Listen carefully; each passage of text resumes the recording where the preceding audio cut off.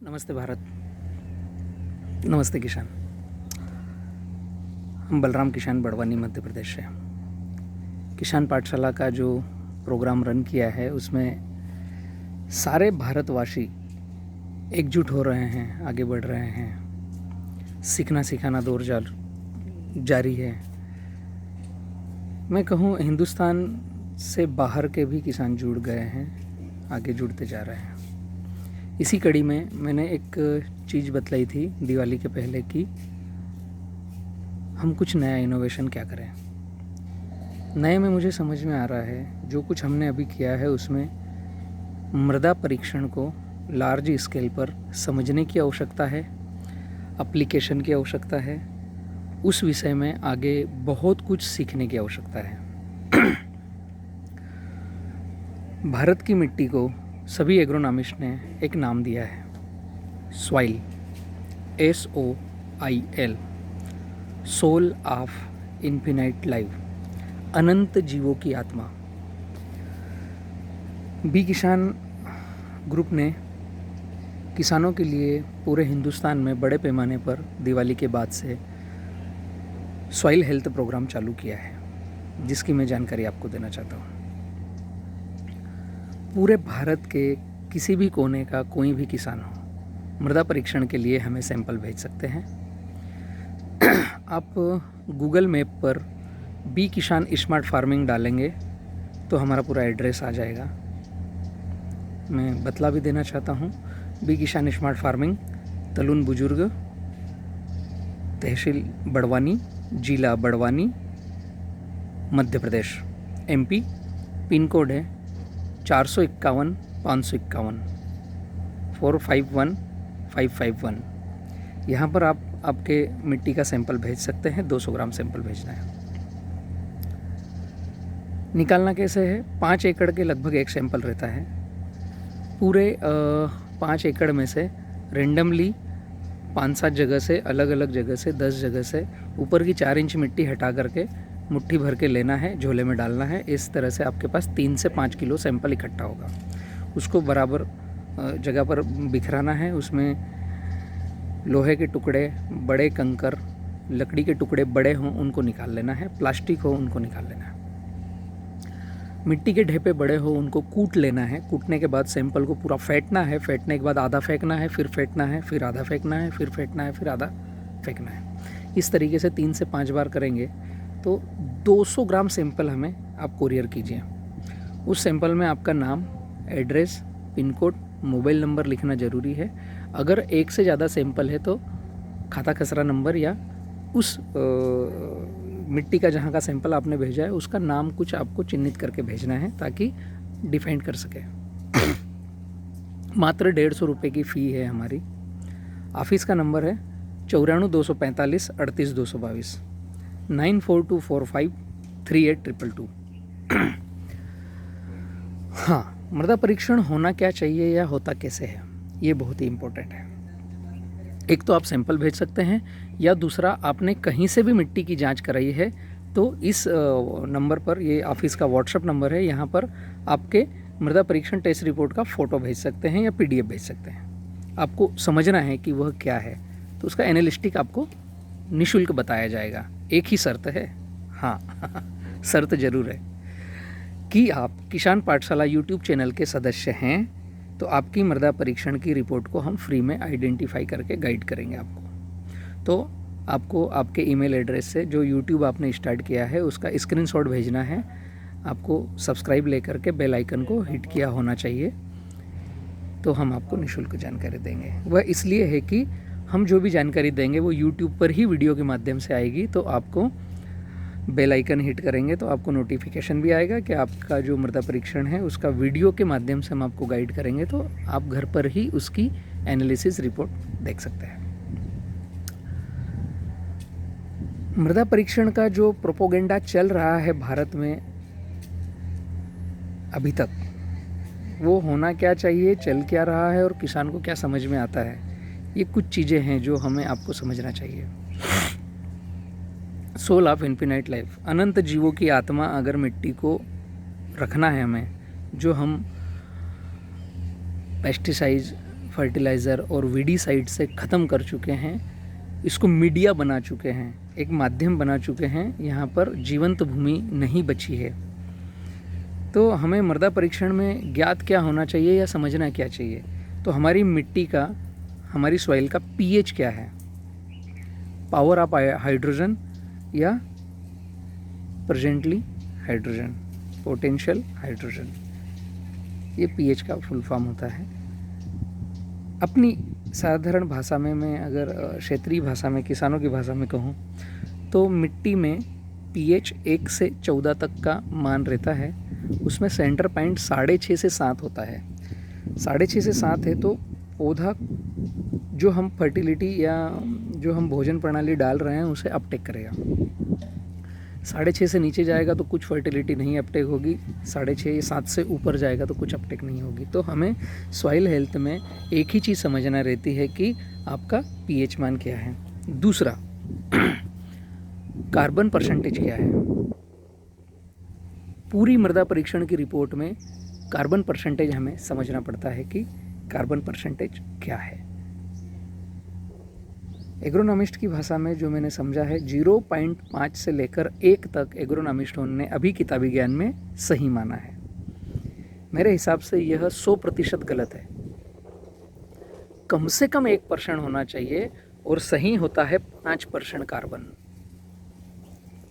और जंगलों में होता है 10% कार्बन, जहाँ हमें न पानी देना पड़ता है, न फर्टिलाइज़र देना पड़ता है, न पेस्टिसाइड्स का स्प्रे करना पड़ता है। 10% कार्बन जिनकी मिट्टी में होता है।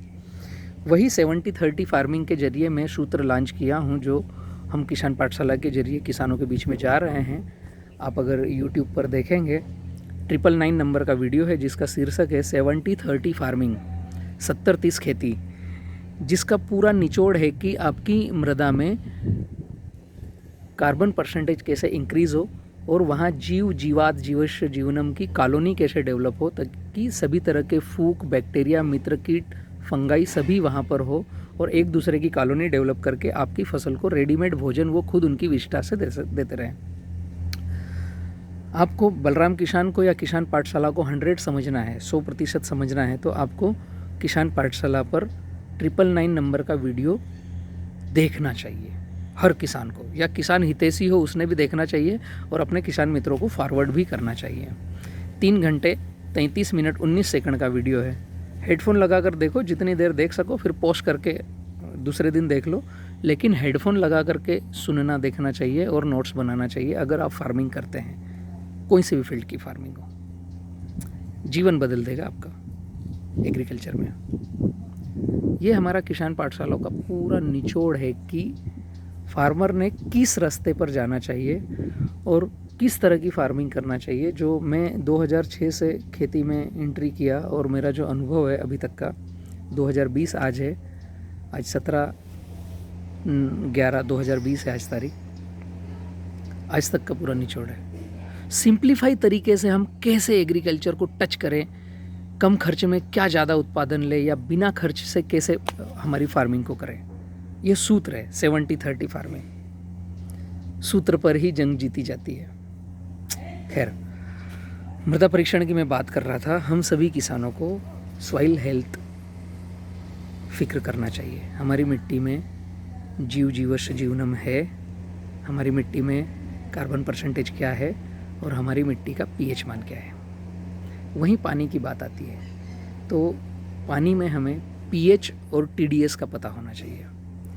और मेन बात कि हम जो पानी यूज़ कर रहे हैं वो और हमारे खेत की मिट्टी का पानी जब कीचड़ बनता है, उस कीचड़ का पीएच मान क्या है, ये हमें जब पता चलता है तो सबसे बेहतर हम उसमें क्या करें, इस पर हम डिसीजन ले पाते हैं।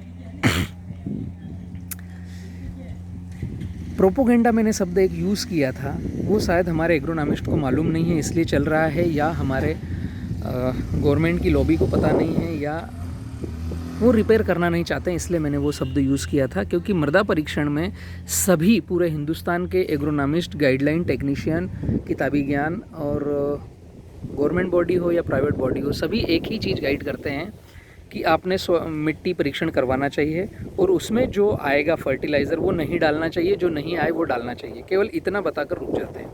जैसे आपने मृदा परीक्षण कराया तो वैज्ञानिकों ने 17 न्यूट्रिशन डिफाइंड किए हैं जो पौधे का भोजन है। सबसे पहले 15 थे, फिर 16वां आया, फिर 17वां आया, अभी शायद एक और आ गया है 18वां।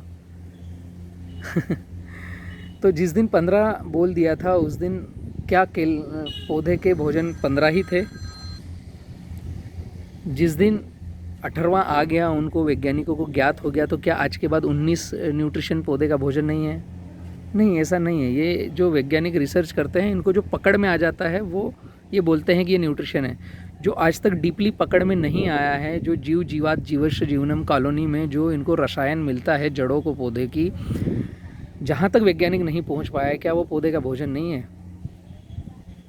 100% हम नहीं कभी जान पाएंगे कि पौधे का भोजन क्या है। तो हमें क्या ज्ञात होना चाहिए या हमें क्या करना चाहिए? पौधे की जड़ों की कक्षा में जंगलों में जो वातावरण हो वो होना चाहिए, मतलब जीव जीवश्य जीवनम की कॉलोनी, पीएच मान सही हो ताकि कोई भी न्यूट्रिशन अपटेक करते रहे, और कार्बन परसेंटेज सही हो ताकि उस कार्बन को खाने के लिए, उसमें रहने के लिए जीव जीवात रहे, और वो जीव जीवात जो कार्बन को खाएंगे वहाँ गर्मी बना के रखेंगे, और जो विष्टा निकालेंगे वो हमारे पौधे का भोजन रहेगा।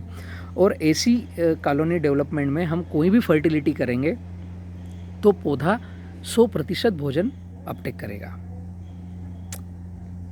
जो एग्रोनॉमिस्टों ने बताया है कि आपने मृदा परीक्षण करवाया और उसमें आपका फास्फोरस ज़्यादा आया है तो आपको फास्फोरस नहीं डालना है, ऐसी अगर थीम पर हम खेती करेंगे तो 100% औंधे मुंह की खाएंगे और हमारी एग्रीकल्चर बिगड़ेगी और हमारा उत्पादन नहीं आएगा कभी भी सही। एक्चुअली डीएपी या एसएसपी फास्फोरस जो हमें भारत में मिलता है, सिंगल सुपर फास्फेट, 100 किलो की बोरी में उसमें 16% सल्फर आता है, 11% फास्फोरस आता है। अभी 100 किलो में 11 किलो फास्फोरस, तो बाकी का क्या है? 89 केजी क्या है? ये जो क्या है, ये रॉक है और ये ज़मीन को गड़बड़ कर रहा है, उसका पीएच मान बढ़ा रहा है। और फास्फोरस का भी गुणधर्म है कि जब भी ज़मीन में जाता है मात्र 20% लगता है, 80% फिक्स होता है। अगर वहाँ पर पीएसबी, केएसबी, राइजोबियम, एजोटोबैक्टर सब हैं बैक्टीरियाज, और 5% से ज़्यादा कार्बन परसेंटेज है तो 20% लगेगा और 80% फिक्स होगा और अगले 90 दिन तक लगेगा। इसका मतलब जब भी हमने फास्फोरस कुछ डाला है, डीएपी या 12-32-16 या एसएसपी या 10-26-26, उसमें जो फास्फोरस है वो हर बार डालने पर कुछ ना कुछ फिक्स हो रहा है। इसका मतलब हमारा पीएच बढ़ रहा है। इसका मतलब हम लैब टेस्टिंग कराएंगे तो फास्फोरस ज़्यादा ही आएगा। तो इसका क्या मतलब? हम फास्फोरस डालें ना? ये गलत धारणा है। इसका ये केवल मतलब होता है कि फास्फोरस ज़्यादा है मतलब पीएच बढ़ा है, पोटाश ज़्यादा है मतलब पीएच बढ़ा है। तो पीएच को कम कैसे करें, इस पर हमें ध्यान देना चाहिए। और हम जितना फर्टिलिटी डाल रहे हैं, अगर वो फिक्स ज़्यादा हो रहा है, मतलब हमारे खेतों का कार्बन परसेंटेज कम है, तो फिक्स ज़्यादा हो रहा है, कार्बन परसेंटेज ज़्यादा रहेगा तो वहाँ बैक्टीरियाज कॉलोनी ज़्यादा रहेगी और वो हमारे बॉन्डिंग को तोड़ करके पौधे को खिलाने में मदद करेगी, और वो पोटाश को मूवेबल रखेगी, फास्फोरस को मूवेबल करके पौधे को खिलाने में मदद करेगी। खैर, बहुत बड़ा वीडियो बन रहा है। आप सभी को इतना ही कहना चाहूँगा, सभी मित्र मृदा परीक्षण या पानी परीक्षण करवाना चाहें तो 9424538222 94-245-38-222 पर बात कीजिए, अपना सैंपल्स कोरियर कीजिए। मात्र 150 रुपये का चार्जेस है और उसमें हम पीएच और कार्बन टेस्ट करेंगे और पानी का पीएच और टीडीएस टेस्ट करेंगे। ये आप आपके नज़दीक भी करवा सकते हो और हमें रिपोर्ट भी भेज सकते हो। इसमें कोई ऐसा रॉकेट साइंस बहुत बड़ा नहीं है। हाँ, इसको टेस्ट करा करके ही आप समझ पाएंगे कि कैसे खेती करना चाहिए।